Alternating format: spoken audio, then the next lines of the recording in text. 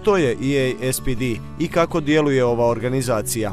EASPD is the European Association of Service Providers for Persons with Disabilities, and we represent over 8,000 services across Europe and across disability.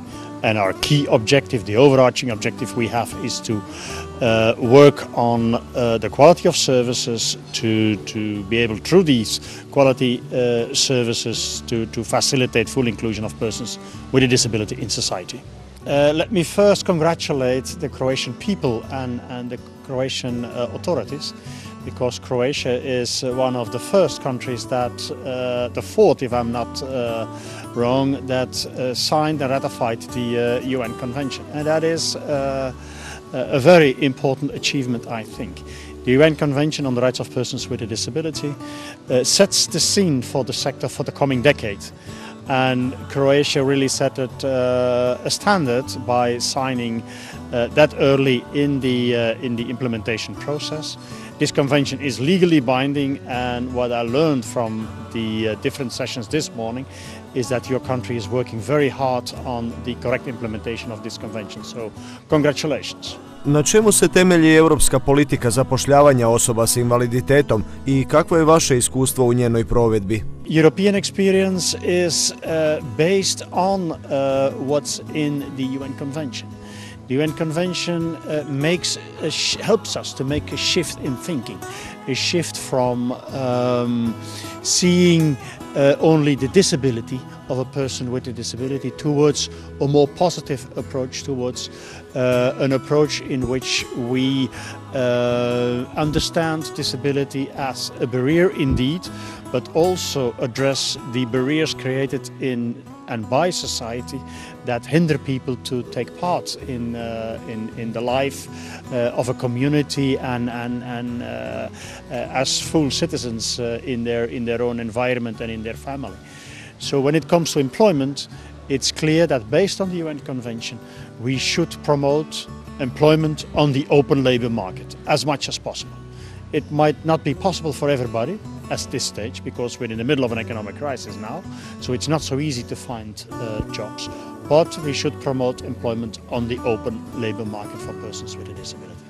Not forgetting and not ignoring that in Europe, more than 3 million persons with a disability have a job in a sheltered workshop, in a more protected environment. So my message is, please don't break down the sheltered workshop system before we have alternatives on the open labour market. We should not allow that persons with a disability slip into poverty, because, as we all know, there is a direct link between poverty and disability, and between disability and poverty. So the first message, if I may, is let's promote employment on the open labour market, let's promote full inclusion, but let's not forget that it is not so easy and that we should bring all actors together. Authorities, the business world, social service providers, and of course also the organizations representing persons with a disability.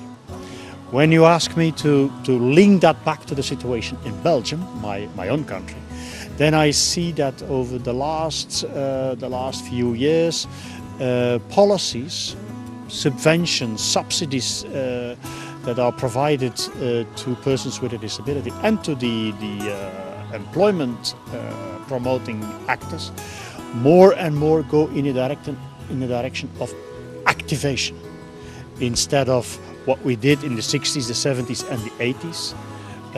We provided benefits, we provided support to the person, but in fact these benefits were making the person more passive.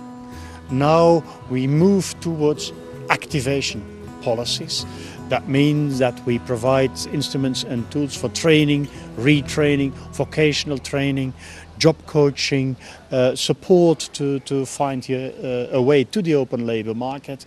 So instead of locking up people in inactivity, we now start to develop tools and instruments to activate people and to support them to become an active contributor to the society and to the economy.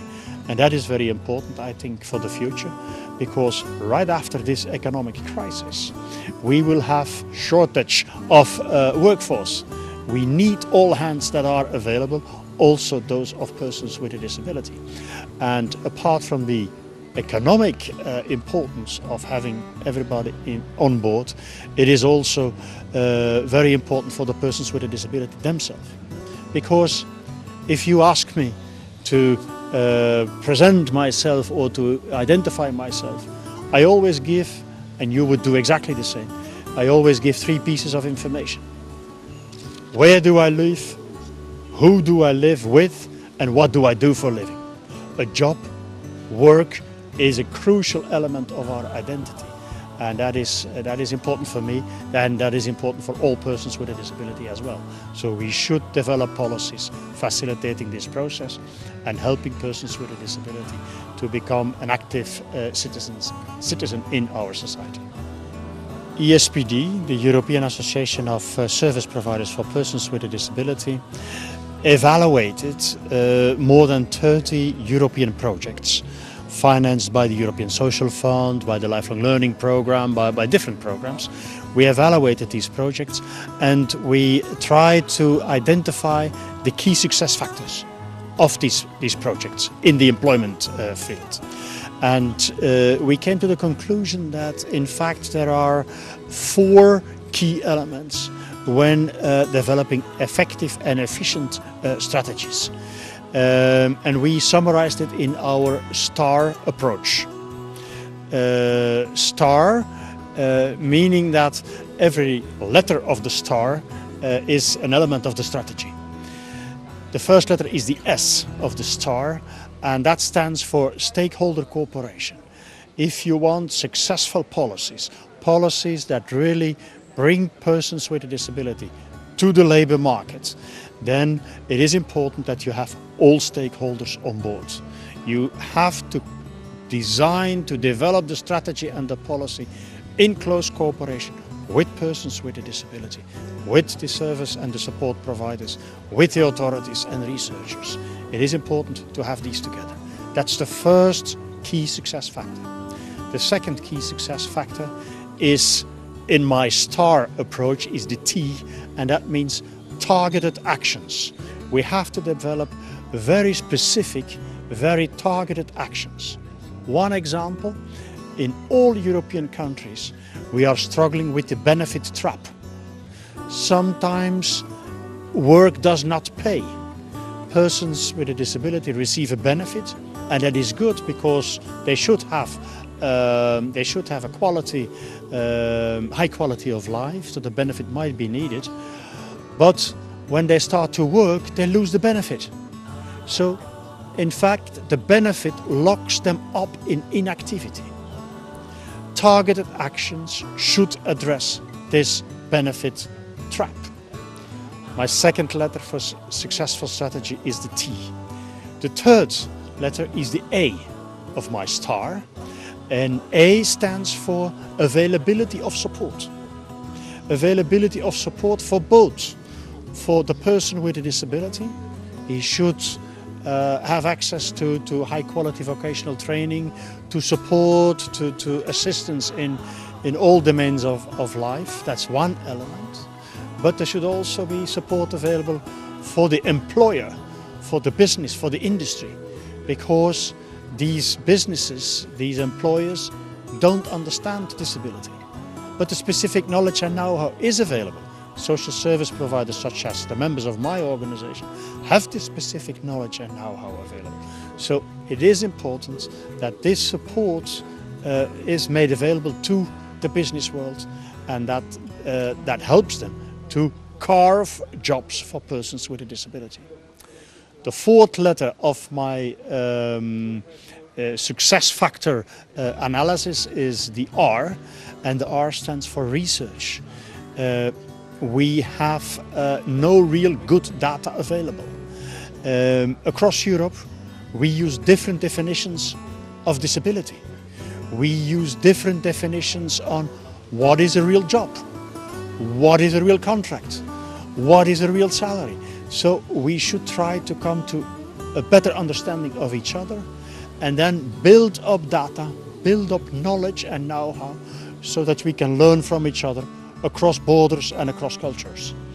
And then I'm sure that the rest of Europe can learn a lot from what you do in Croatia, because I think that there are quite some models of good practice available here in your beautiful country. Kakva su iskustva Belgije iz koje dolazite u zapošljavanju osoba s invaliditetom i na koji način se osiguravaju sredstva za provedbu tih programa? We have in Belgium on a population in Flanders, then, which is a part of Belgium, we have a population of 6.5 million citizens. On this population, we have 15,000 persons with a disability in sheltered employment, in sheltered workshops. And the cost of these sheltered workshops are covered by the authorities for up to 40%. The rest comes from the activities done by these workshops. Having said that, it is clear that workshops are under pressure now. Sheltered workshops are under pressure because they work as subcontractors of the industry, and due to the economic crisis, it's very difficult for them to get contracts from the enterprises. So now sheltered workshops start to look at different niches, and they start to develop new types of activities, more related to the services economy we are developing now across Europe. More activities in gardening, in catering, in different fields of different sectors that are not so easy to delocate to other countries. So that is a very important development. In the meantime, in Belgium, as I already said, the authorities start to develop policies that promote employment on the open labour market.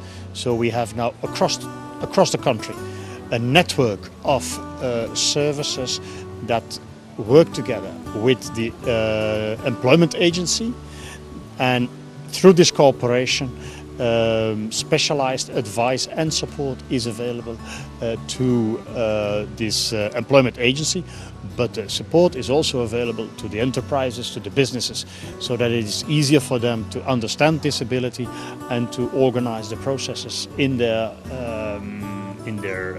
workshop in such a way that persons with a disability can participate.